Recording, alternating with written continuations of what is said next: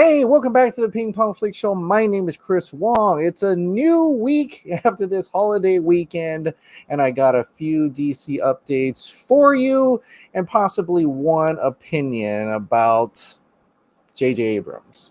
But before we get into all of that, I have to once again, thank you to the members who have joined the Ping Pong Flix Show family. Thank you so much. You are literally the lifeline of this show right now. Thank you so much to all the members. If you want to be a member, please click down below. The join button is right there. Be a part of the Ping Pong Flix Show family and actually get access to some exclusive access videos. All right, on with the show. The first topic of the day is going to be about Wonder Woman 1984. Not in a good way. Wonder Woman 1984 may be delayed again. Yeah. So this is coming in from Deadline. Wonder Woman 1984 exhibition braces for another release date change during pandemic post-Tenet.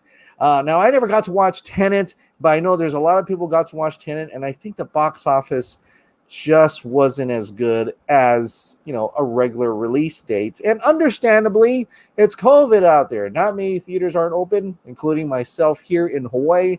So I can't go and watch Tenet if I really wanted to. But there are other movies that are coming out that studios must choose and decide when is it going to come out, right? How long can they wait to make the most money out of these movies in theaters? So now this could also affect other movies too, including Dune.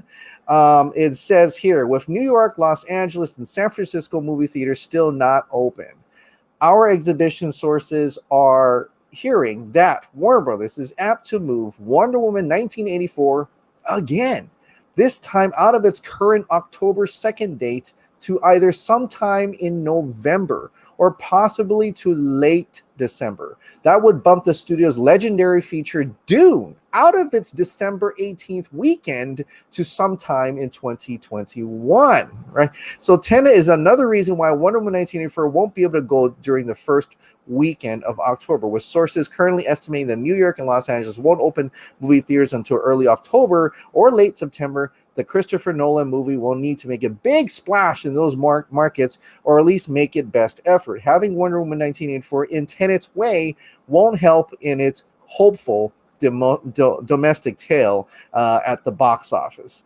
Wonder Woman 1984 should have come out a long time ago, many months ago, and now it may be kind of delayed again. And I think it's only because Tenet is coming out of the same studio.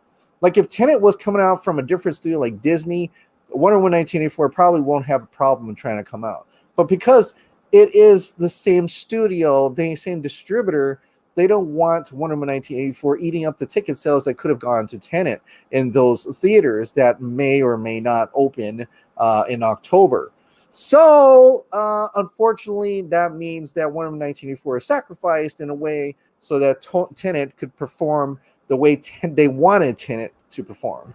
And I have no opinion on Tenet. I heard mixed reactions about it, but I have not watched it myself.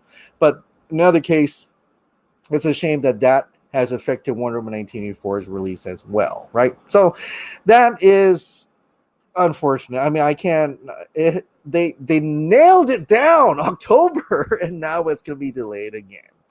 But we'll see. Maybe later on, if they think about it, even though a lot of people don't want it to go to VOD or streaming services right away, at some point, the studio is going to say, we're going to need to make our bang for a buck here. And it's either going to be zero or it's going to be something. And maybe that something will take over to zero. So we'll see as we get closer to October if they will indeed delay this movie again. So that's unfortunate for that. On a movie that is not coming out yet, but has pretty much finished shooting principal photography, as you already know. That movie is The Suicide Squad. Now, James Gunn reiterated something since people are kind of asking him, why is Suicide Squad happening? Like this is kind of in a way it connects to my other video that I did yesterday, which you should go check out if you're wondering how a Man of Steel 2 or a Superman sequel could actually happen. I put it in different timelines for you, so be sure to check out that video.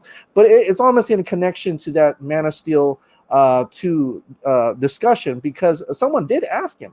Someone did ask James Gunn this question, and James Gunn replied on why his Suicide Squad is happening. So this is the question from Tommy Tran.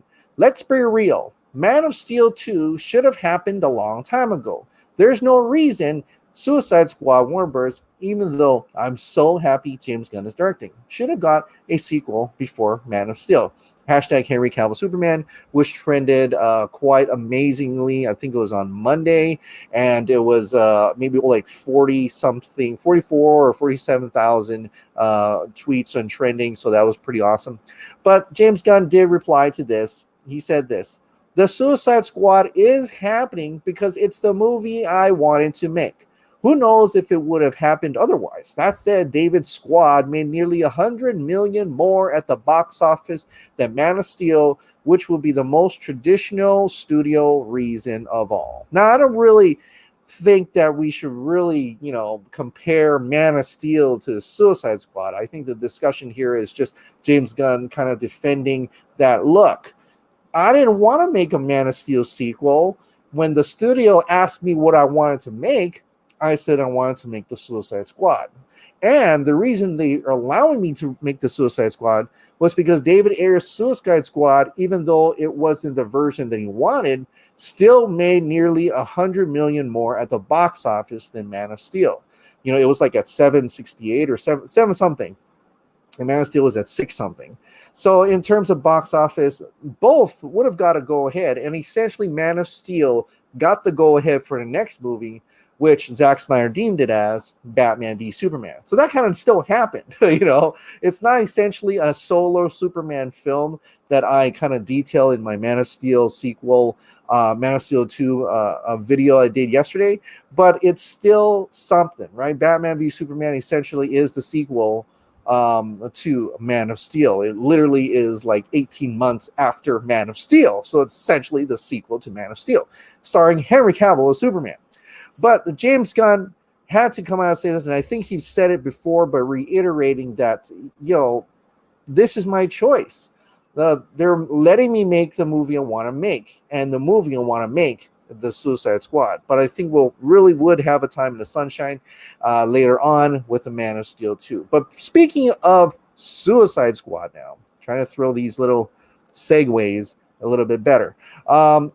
Let's talk about David Ayer's The Suicide Squad. David Ayer's Suicide Squad had a lot of different issues with how it was edited and everything, and essentially the characters' arcs are different. Joker is probably different. Harley Quinn's arc is probably different, and also one El Diablo. According to David Ayer, and I think we've talked about this before, but it's reiterated today or yesterday, is that El Diablo's fate in David Ayer's Suicide Squad is different from the theatrical cut. So this is what a fan had asked. David Ayer, curious to know if El Diablo died in your cut. David Ayer responded, no, he lived. No, he lived. And it's funny to see Jay Hernandez, the actor who played El Diablo, says, I'm alive! Ha-ha! Ha-ha! Mother effers, I can't kill me. So that's kind of funny. But then he elaborated, why? Why did they kill him off in Suicide? Who made this happen, right? So essentially the studio told him to kill him off. Why?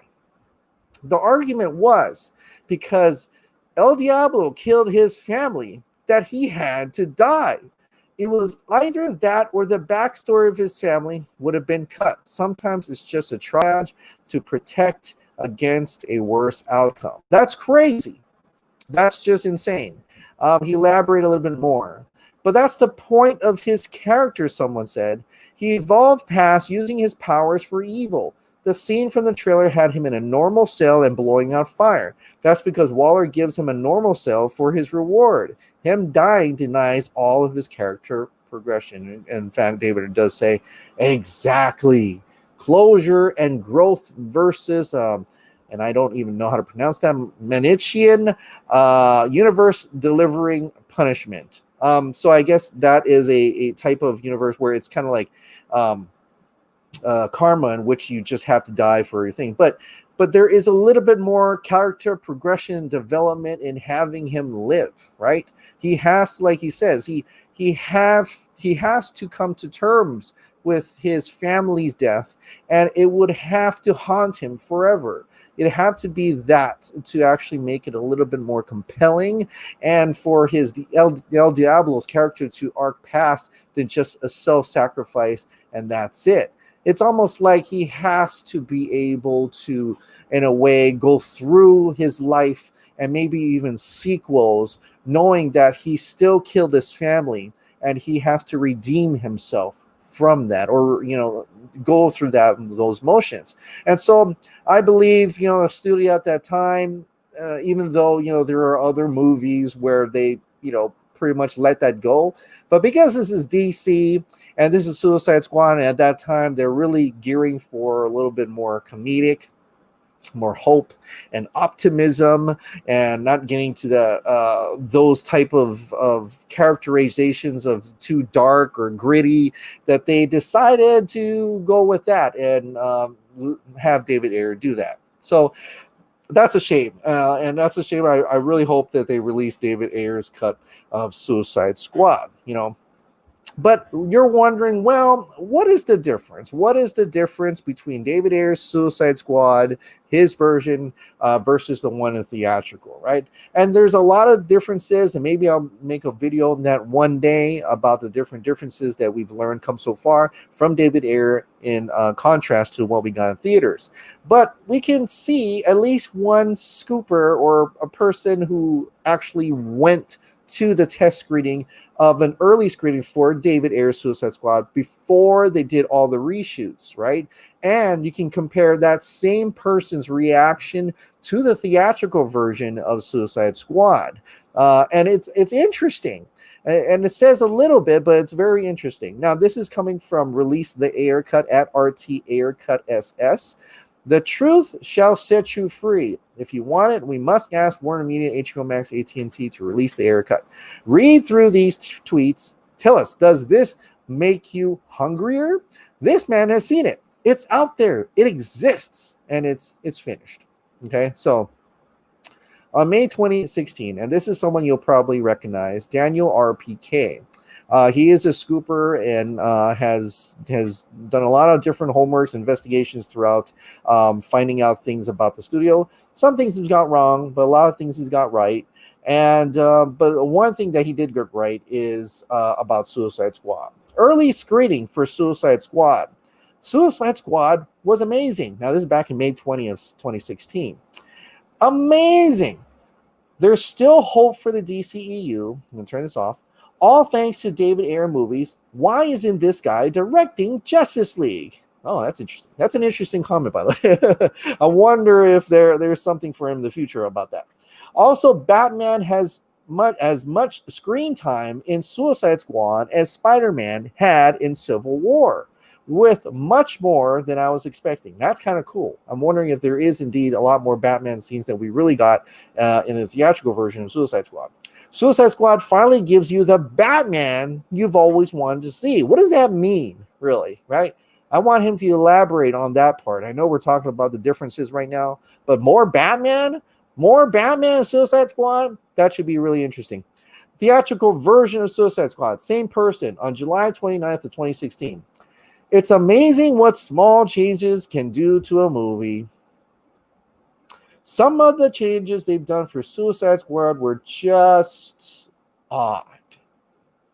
They changed the order of some scenes, added more flashbacks, cut some of Joker's stuff, made his story seem more pointless. Some small plot changes overall made the pacing kind of a mess. I feel like some of the changes were made to put Will Smith's Deadshot more in the front. Still liked it, though. course, I think later on he is actually from 2016 to then has completely kind of sort of changed his mind to the point that he's like, no, David Ayer's Suicide Squad was the better movie. The one that he saw in the early screening was a far better movie. And for that, like I want to see it. I just want to see what David Ayer wanted to do. And you know what? I mean, come on. There is COVID right now.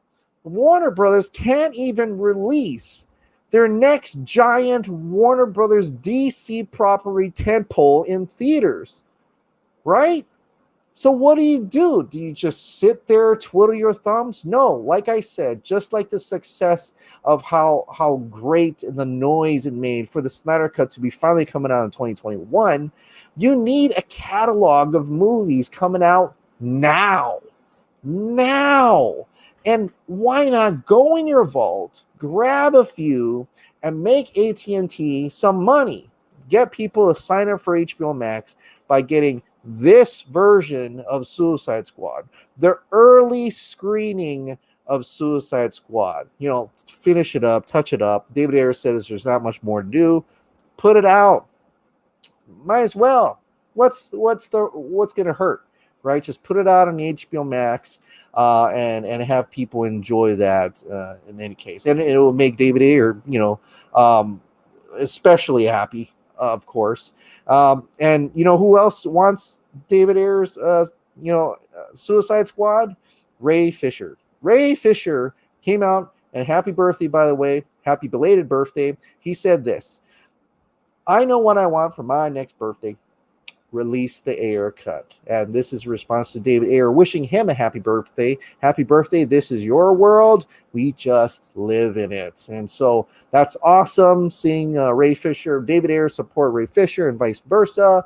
And Ray Fisher also asking for release the Ayer cut. Sounds good. Might as well. Let's do it.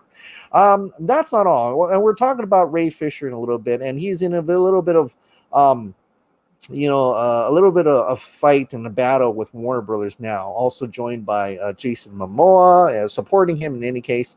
And you're seeing a lot of people, even Karen Bryson, his mom in Justice League, who plays Eleanor Stone, also support him as well. There is a shirt campaign that has come out that is provided by the fans and actually in support by Ray Fisher. And this is the shirt right here. I stand with Ray Fisher. It's by Ink to the People. It's a fundraising campaign in solidarity and appreciation for Ray Fisher, supporting volunteer lawyers for the arts. And so and it's going to have the I Love RF there, kind of like the I Love ZS, Zack Snyder. The difference is that this is not going to the American Foundation of Suicide Prevention.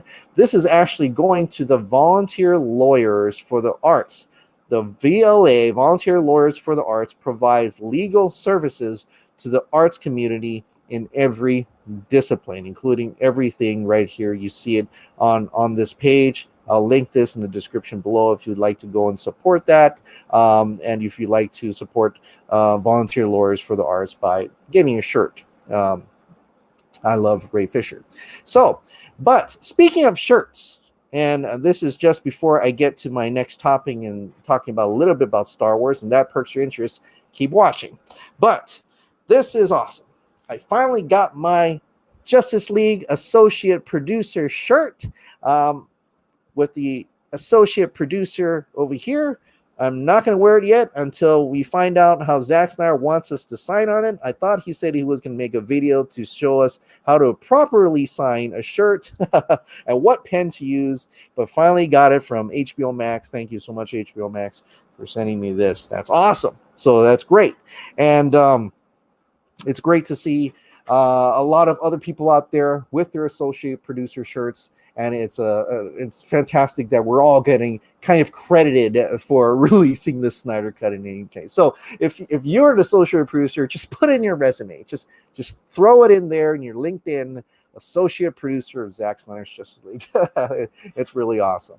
All right, now let's talk about something that's probably perked your interest in, like, Chris, what are you talking about? What I'm talking about, Star Wars. Daisy Ridley reveals original Rey Kenobi plot in Star Wars. Chris, this is a DC channel. Why are you talking about Star Wars?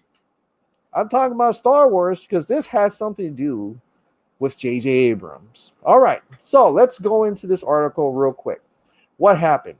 Visiting with Josh Gad as he guest hosted Jimmy Kimmel Live on Tuesday, Daisy Ridley revealed that at first, her character was going to be a descendant of Obi-Wan Kenobi. This is what she had to say.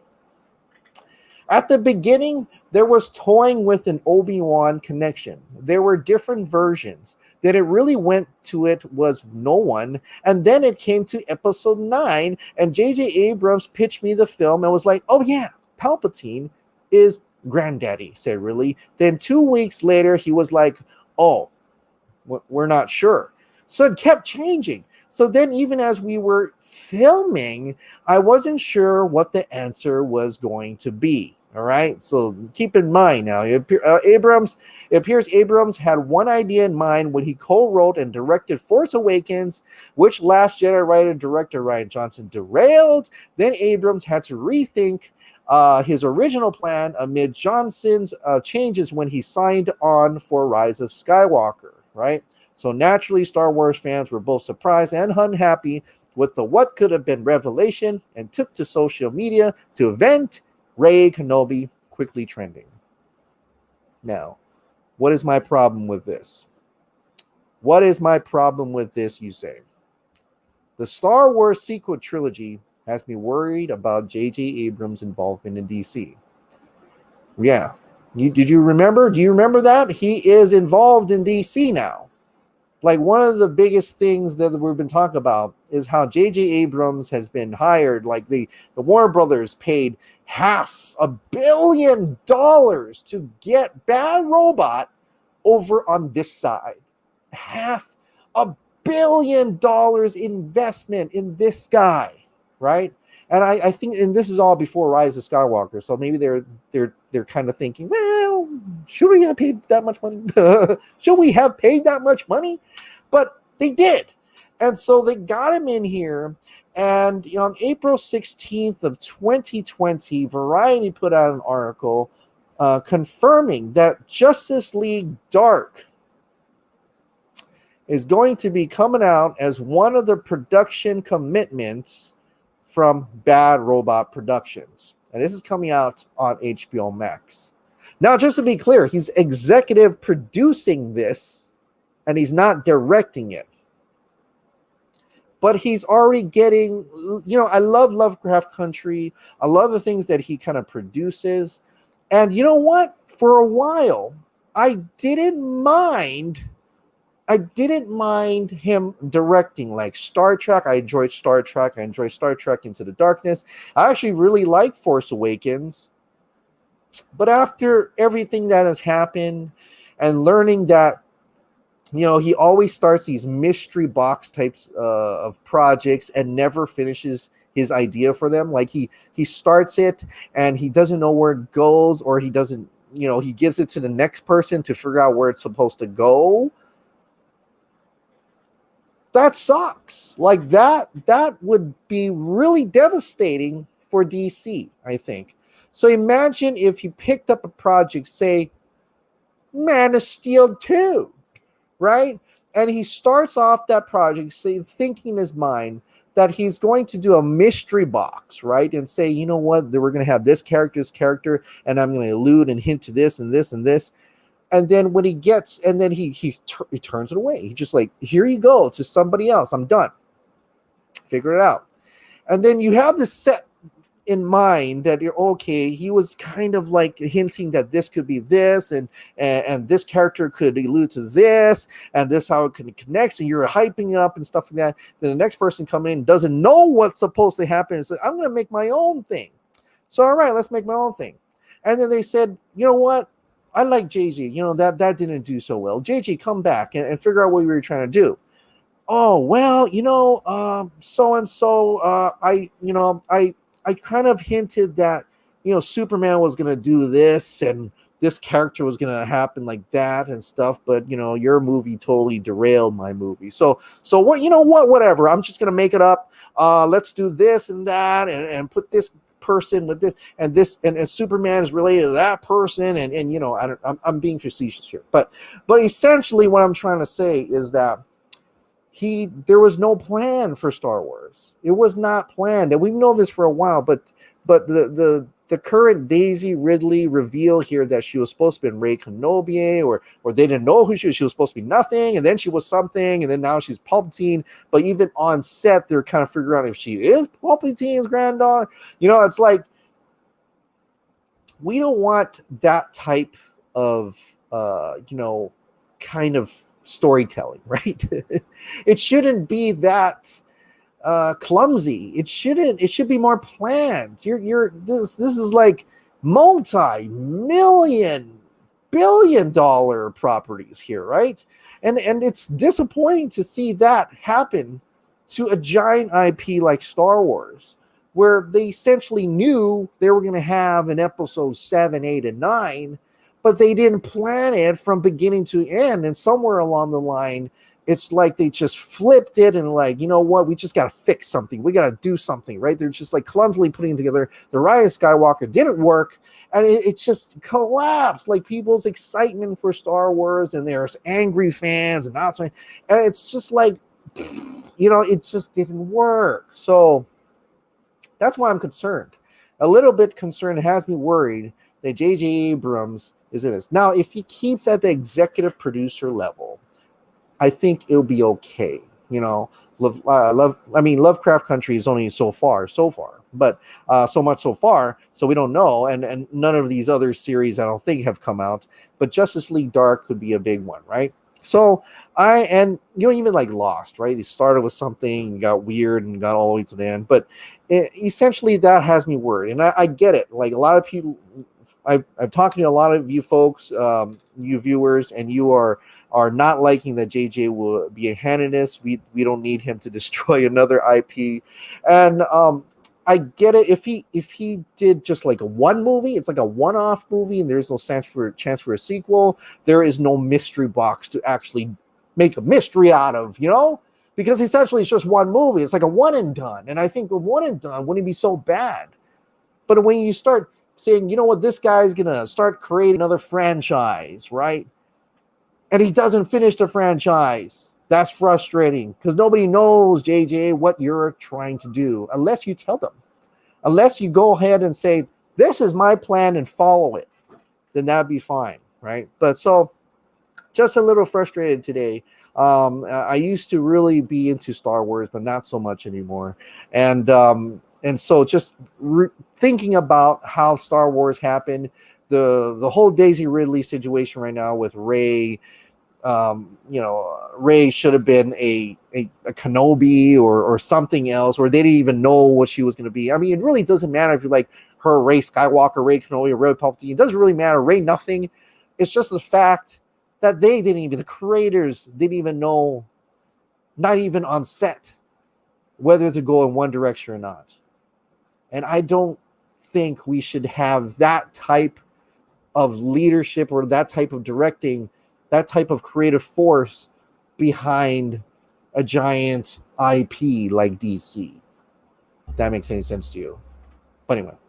But yeah, if you like this type of DC movie news, DC updates, and I'm going to try and get into shows and games as well, please click the like below, subscribe, hit that notification bell, keep that hot dog light on, and I'll see you next time.